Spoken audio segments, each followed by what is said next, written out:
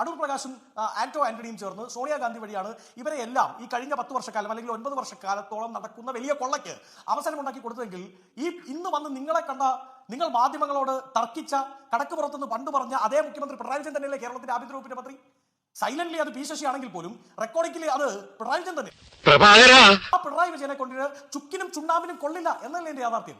നോക്കൂ, 10 വർഷക്കാലമായി ശബരിമല പോലെ ഏതാ പറയുന്നത് ഇന്ത്യയിലെ തന്നെ ഏറ്റവും പ്രധാനപ്പെട്ട ഒരു ദൈവസ്ഥാനത്ത് അവിടെ ദൈവസമാനരായ ദ്വാരപാലകരെ അടിച്ചോണ്ട് പോകുന്ന തരത്തിലുള്ള ഒരു കൊള്ള നടത്താൻ കോൺഗ്രസ് പ്ലാൻ ചെയ്ത് നടപ്പിലാക്കാൻ അവിടെ സാധിച്ചുവെങ്കിൽ ആ 10 വർഷക്കാലം ഇവിടെ ഭരിച്ച ആഭ്യന്തര വകുപ്പിന്റെ മന്ത്രിക്ക് എന്ത് പണിയായിരുന്നു എന്ന് ചോദിക്കണ്ടേ?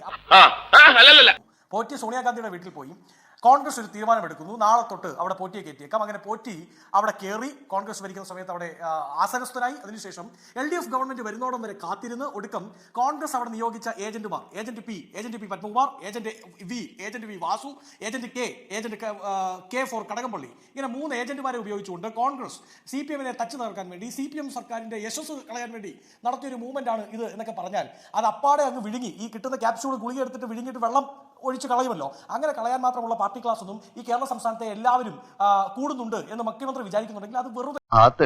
RDPയുടെ തൊലി ഇരിക്കുകയാണ് ഉത്തമ. സഹിക്കുക അല്ലാതെ എന്ത് ചെയ്യാം.